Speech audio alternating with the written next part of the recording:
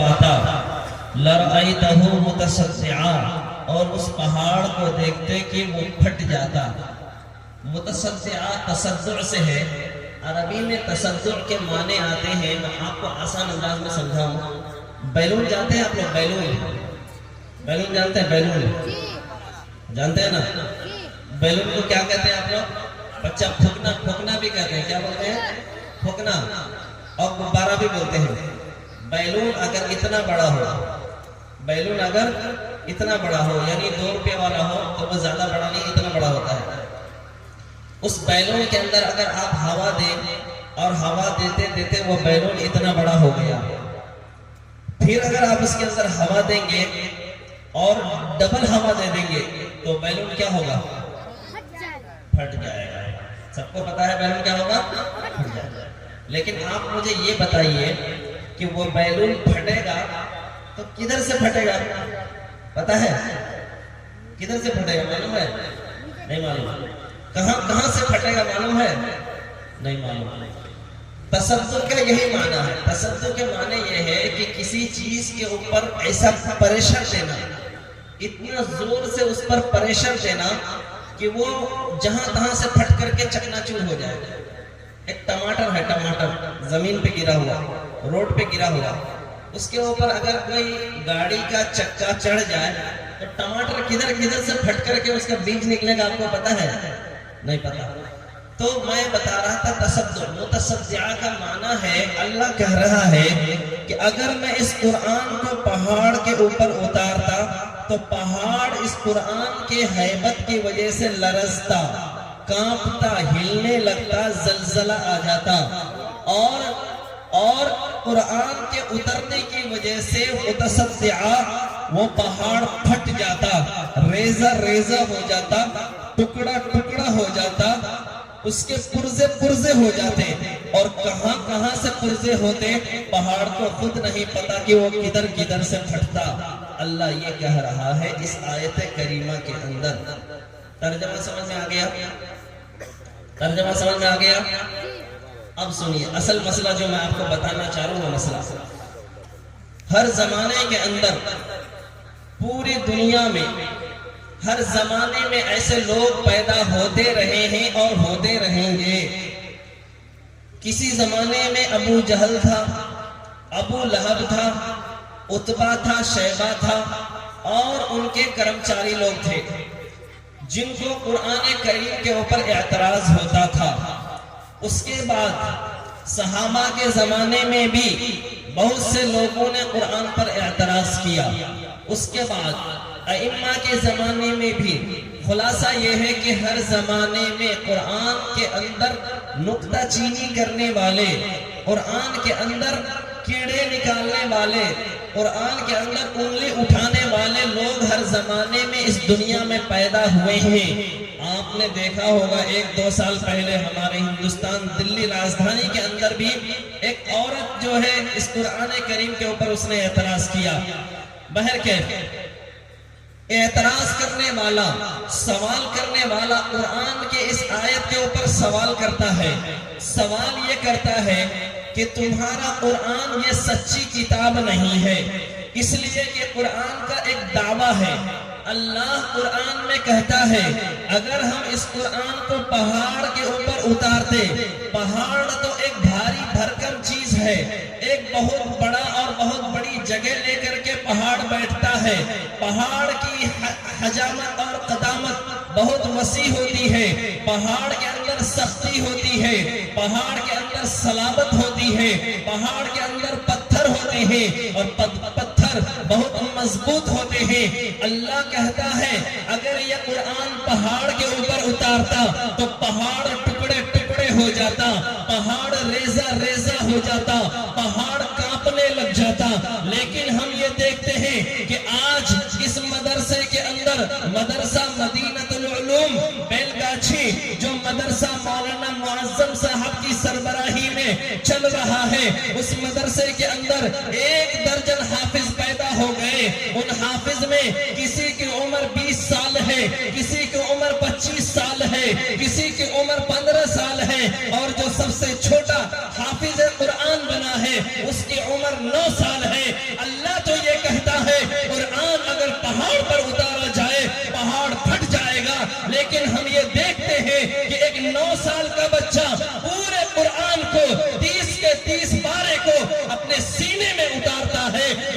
بچے کا سینہ نہیں پھٹتا ہے، اس بچے کو کوئی بیماری نہیں ہوتی ہے، اس بچے کو سینے میں کوئی پریشانی نہیں ہوتی ہے، کوئی تکلیف نہیں ہوتی ہے، تو تمہارے قرآن کا یہ دعویٰ کیسے صحیح ہو سکتا ہے کہ اگر پہاڑ پر اترے گا پہاڑ ٹکڑے ٹکڑے ہو جائے گا، اور ایک بچے کے سینے میں اترے گا اس کے سینے کو کچھ نہیں ہوگا؟ پتہ چلا کہ قرآن جو کہہ رہا ہے وہ ہمیں دکھ نہیں رہا ہے، اور جو ہم دیکھ رہے ہیں قرآن اس کے خلاف کہہ رہا ہے۔ سمجھ میں آیا؟ سمجھ میں آیا؟ کس کو آیا سمجھ میں؟ ذرا ہاتھ اٹھا کے دیکھو۔ آدھے لوگوں کو آیا، آدھوں کو نہیں آیا۔ سوال نہیں سمجھے، آدھے لوگوں کو سوال سمجھ میں آ گیا، آدھے لوگوں کو نہیں آیا، شاید آدھی نیند میں ہیں وہ لوگ، اس لیے شاید سمجھ میں نہیں آیا۔ میں دوبارہ بولتا ہوں، خلاصہ موٹی سی بات ہے، اللہ کہہ رہا ہے اگر ہم پہاڑ کے اوپر اتارتے تو قرآن ایک ایسی کتاب ہے کہ اس کی عظمت کی وجہ سے پہاڑ ٹکڑے ٹکڑے ہو جاتا، لیکن ایک بچہ اس قرآن کو اپنے سینے میں لے رہا ہے، اس کو کچھ نہیں ہو رہا ہے۔ تو سوال کرنے والا سوال اس کی اپنی جگہ ٹھیک ہے، صحیح سوال کر رہا ہے کہ بھائی ایک چھوٹا سا بچہ قرآن حفظ کر لے رہا ہے، اس کو کچھ نہیں ہو رہا ہے، جبکہ اللہ کا دعویٰ ہے۔ تو کیڑے نکالنے والے نے، اعتراض کرنے والے نے اعتراض کیا، اور وہ اپنے حساب سے اپنے دماغ سے اس نے صحیح اعتراض کیا۔ ہماری ذمہ داری ہے، ہم علماء کرام کی ذمہ داری ہے، علماء دیوبند کی ذمہ داری ہے کہ ہر سوال قرآن کے اوپر اٹھنے والے ہر سوال کا دندہ شکن جواب دیں۔ ہمارے علماء کرام نے اس کا جواب دیا، اور میں مزے کی بات آپ کو یہ بتاؤں، کس عالم نے اس کا جواب دیا ہے؟ دارالعلوم دیوبند کے 40 سالہ محتمم حضرت مولانا قاری طیب صاحب رحمت اللہ علیہ نے اپنی کتاب میں اس کا جواب دیا ہے۔ اتنا بہترین جواب دیا ہے، اگر آپ کو سوال سمجھ میں آیا ہوگا تو جواب سمجھنے میں مزہ آئے گا۔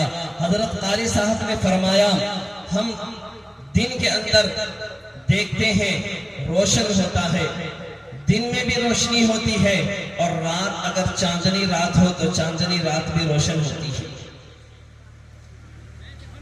دن کی الگ روشنی ہے سورج کی وجہ سے، چاند کی الگ روشنی ہے چاندنی کی وجہ سے۔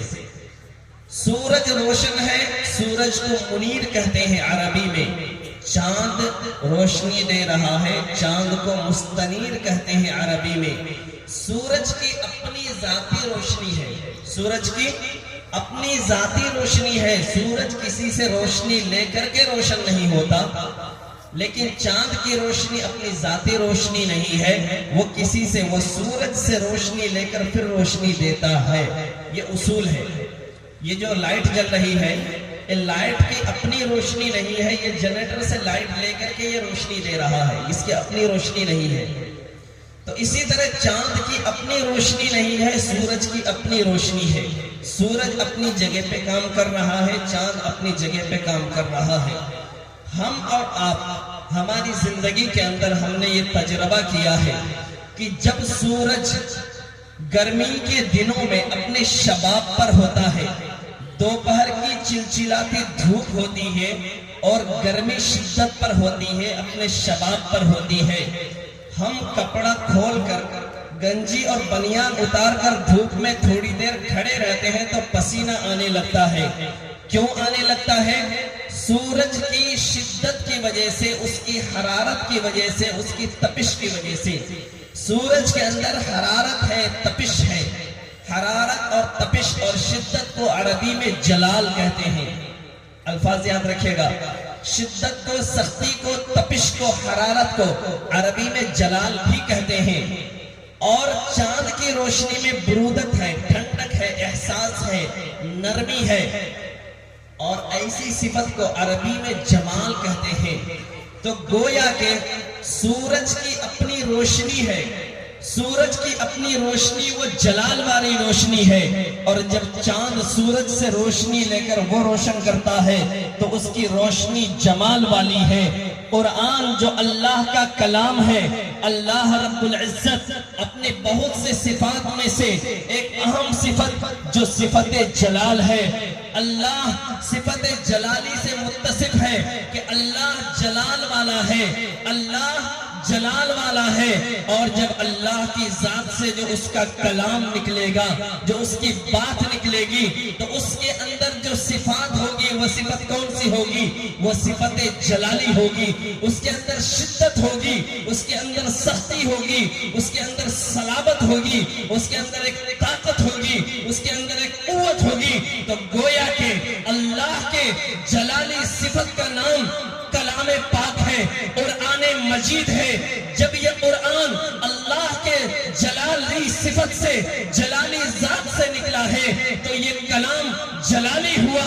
اگر یہ جلالی کلام ڈائریکٹ اس پہاڑ پر اترتا تو اللہ کے جلال کی وجہ سے اور جلالی کلام کی وجہ سے، کلام کی سختی کی وجہ سے، قرآن کی شدت کی وجہ سے، قرآن کی صلابت کی وجہ سے، قرآن کی سختی کی وجہ سے، قرآن کی حرارت کی وجہ سے یہ پہاڑ پھٹ جاتا، ٹکڑے ٹکڑے ہو جاتا، ریزہ ریزہ ہو جاتا۔ لیکن اللہ کا یہ کلام جو جلالی صفت کا حامل ہے، جب یہ میرے مصطفیٰ کے جمالی سینے سے گزر کر میرے پاس آیا، آپ کے پاس آیا، مدینہ العلوم کے اس بچے کے سینے میں آیا، تو میرے نبی کے جمالی سینے سے ہو کر کے گزرا، تو یہ اللہ کا جلالی کلام میرے نبی کے جمالی سینے میں آ کر یہ کلام جلالی نہیں رہا بلکہ یہ کلام جمالی بن گیا۔ اور یہ جب جمالی بن گیا تو آج آپ نے اور ہم نے دیکھا کہ 9 سال کے بچے نے اپنے سینے میں اس کو آسانی سے اتار لیا ہے۔ جواب سمجھ انشاءاللہ، سبحان اللہ سبحان اللہ، جواب سمجھ میں آیا کہ اللہ کا کلام جلالی ہے، اللہ کی صفت جلالی ہے۔ یہ ڈائریکٹ اگر اللہ پہاڑ پر اتارتے تو پہاڑ ٹکڑے ٹکڑے ہو جاتا، لیکن اللہ کا یہ جلالی کلام میرے مصطفیٰ کے جمالی سینے سے گزر کر آیا۔ اللہ نے میرے مصطفیٰ کو جمالی بنایا۔ اللہ نے میرے مصطفیٰ کو جمالی بنایا کا مطلب یہ ہے کہ نبی کے اندر جمال کی صفت کا غلبہ ہے، اور اللہ کے اندر جلال کی صفت کا غلبہ ہے۔ اللہ جلالی بھی ہے اور اللہ جمالی بھی ہے۔ اللہ جلالی ہوگا، اللہ خود کہتا ہے لمن الملک اليوم، آج کس کی بادشاہت ہے، آج کس کا زور ہے، للہ الواحد القہار، آج صرف اور صرف بادشاہت میری ہے۔ یہ قیامت کا منظر اللہ پیش کر رہا ہے، اپنے جلال ہونے کے بارے میں بتا رہا ہے۔ اور اللہ کے اندر صفت جمالی بھی ہے، لیکن اللہ صفت جلالی کا اللہ کے اندر غلبہ زیادہ ہے، اور میرے نبی کے اندر صفت جلالی بھی ہے اور صفت جمالی بھی ہے، لیکن صفت جمالی کا غلبہ میرے آقا کے اندر زیادہ ہے۔ کیوں ہے ایسا؟ اللہ خود فرماتا ہے، ایک حدیث قدسی ہے، تخلقوا باخلاق اللہ، اللہ کہتا ہے کہ اللہ کی صفت سے متصف ہو جا یا رسول اللہ۔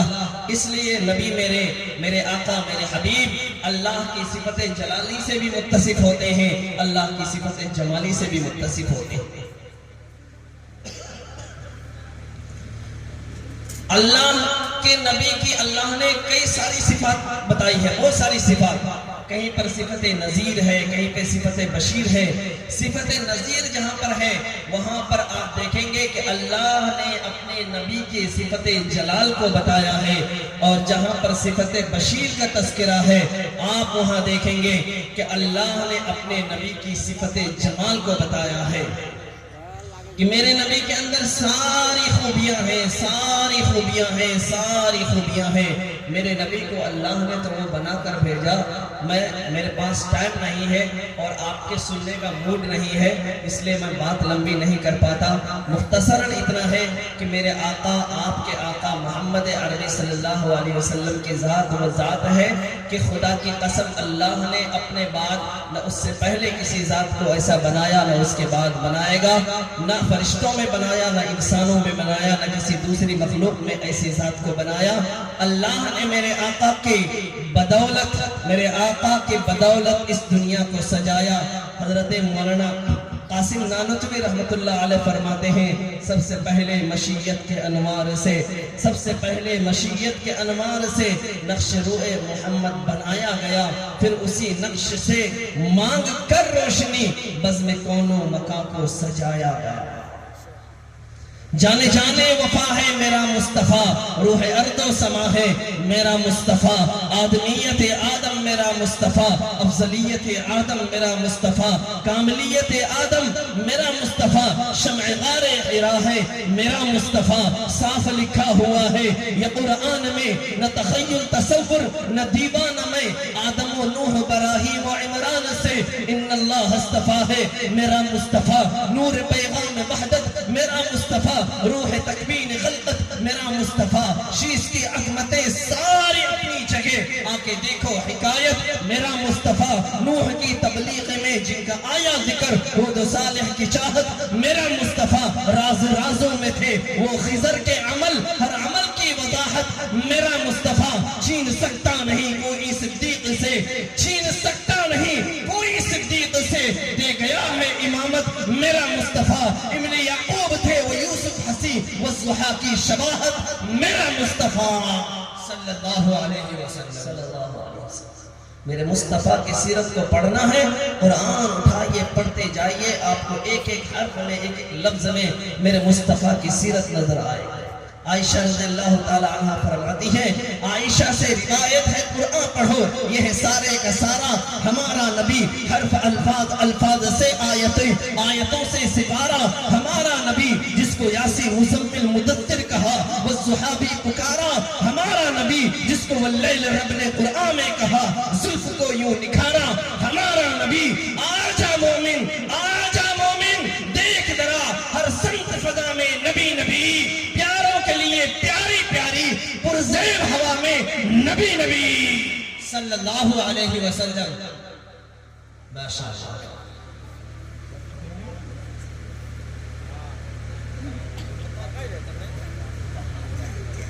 حضرت عائشہ رضی اللہ تعالی عنہ فرماتی ہیں، حضرت عائشہ رضی اللہ تعالی عنہ، جہاں پر ہم اور آپ جانتے ہیں اما عائشہ نبی کریم صلی اللہ علیہ وسلم کی سب سے چہیتی زوجہ، سب سے چہیتی، سب سے محبوبہ، محترمہ اور سب سے ذہین و فتین بیوی ہیں۔ اللہ رب العزت نے حضرت عائشہ کا نکاح نبی کریم صلی اللہ علیہ وسلم سے پڑھایا ہے، اس کے بعد دنیا میں نکاح ہوا ہے۔ اللہ نے پہلے اختیار کیا ہے، بعد میں نبی کو حکم دیا ہے حضرت عائشہ سے نکاح کرنے کا۔ اس کی بہت ساری مصلحتیں ہیں، آپ علماء کرام سے سنتے رہتے ہوں گے، سنیں گے۔ میں صرف نبی کریم صلی اللہ علیہ وسلم کی سیرت پر چونکہ آ گیا ہوں تو اس پر میں بتانا یہ چاہتا ہوں۔ حضرت عائشہ فرماتی ہیں، لنا شمس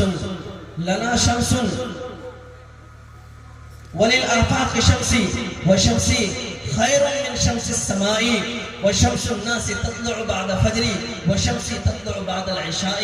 حضرت عائشہ فرماتی ہیں کہ اللہ نے اس دنیا کے ایک سورج کو بنایا ہے اور اللہ نے ایک سورج میرا بنایا ہے۔ اللہ نے اس دنیا کے لیے ایک سورج بنایا ہے اور ایک سورج اللہ نے میرے لیے بنایا ہے۔ لنا شمس وللآفاق شمس، لیکن میرے سورج کو اللہ نے اس دنیا کے سورج سے کئی درجہ بہتر بنایا، کئی گنا درجہ بہتر بنایا ہے۔ عائشہ فرماتی ہے، لوگوں کا سورج تو فجر کے بعد طلوع ہوتا ہے، لیکن میرے گھر کا سورج عشاء کی نماز کے بعد طلوع ہوتا ہے۔ میں قرآن کریم پر گفتگو کر رہا تھا تو قرآن جس موصوف کے ساتھ متصف ہے میں وہاں پر آ گیا۔ اصل میں یہ بتا رہا تھا کہ قرآن پر جتنے بھی اعتراضات ہوئے ہیں، ہر ایک اعتراض کا ہمارے علماء کرام نے جواب دیا ہے۔ میرے پاس وقت نہیں ہے ورنہ میں آپ کو بتاتا کہ قرآن کے اوپر جو اعتراضات ہوئے ہیں ہمارے علماء نے اس کا کتنا بہترین جواب دیا ہے۔ واقعاتاً سننے کے بعد دلوں کو ایسا محسوس ہوتا ہے کہ اللہ رب العزت نے ہمارے علماء کو، علماء دیوبند کی جماعت کو اس روئے زمین پر ائمہ کے بعد، صحابہ کے بعد، ائمہ کے بعد سب سے زیادہ قیمتی اور سب سے زیادہ اثاثہ اگر بنا کر بھیجا ہے تو علماء دیوبند کی جماعت۔ آج اگر آپ کی نظر ہمارے ان علماء کرام اکابر پر ہے جو پوری دنیا کا سیر کرتے ہیں اور اپنے علم کی باتیں بہاری سے پوری دنیا کو سیراب کرتے ہیں، تو آپ نے یہ سنا ہوگا کہ ہمارے وہ اکابر، وہ علماء جو دنیا کے ایک کونے سے لے کر دوسرے کونے تک جنہوں نے سفر کیا، وہ یہ کہتے ہیں، وہ کہنے پر مجبور ہے کہ ہم دنیا کے جس گوشے میں بھی گئے، جس خطے میں بھی گئے، جن حالات میں بھی گئے، اگر ہم نے وہاں پر کسی ادارے کو چلتا ہوا دیکھا، ہم نے وہاں پر کسی دین کی خدمت کرنے والے آدمی سے میری ملاقات ہوئی، کسی مکتب کو چلتا ہوا دیکھا، کسی مدرسے کو چلتا ہوا دیکھا، تو ہم نے اس کے پیچھے کے اسباب پر غور کیا اور اس کی تاریخ کو چھان پھٹک کی، ہمیں یہ پتہ چلا کہ اس کے پیچھے ہمارے علماء دیوبند کی خدمت موجود ہے۔ آپ اور ہمارا یہ علاقہ اصلاح معاشرہ کے جلسوں سے باہر نکلے تو کچھ علماء دیوبند کو پہچانے۔ یہاں اصلاح معاشرہ کے عنوان سے جلسے ہوتے ہیں۔ میں ایک جگہ گیا، اس جلسے کا عنوان تھا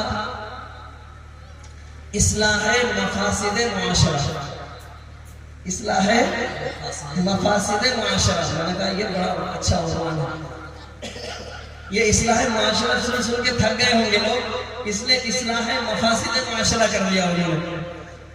برکت کہ ہر ایک کے الگ الگ سوچ ہے، ہندوستان آزاد ہے، جمہوری ملک ہے، آپ جو چاہیں لکھیں، آپ کو کوئی روک ٹوک نہیں ہے۔ میں یہ کہنا چاہتا ہوں عناوین ہمارے دین کے اندر، ہمارے اسلام کے اندر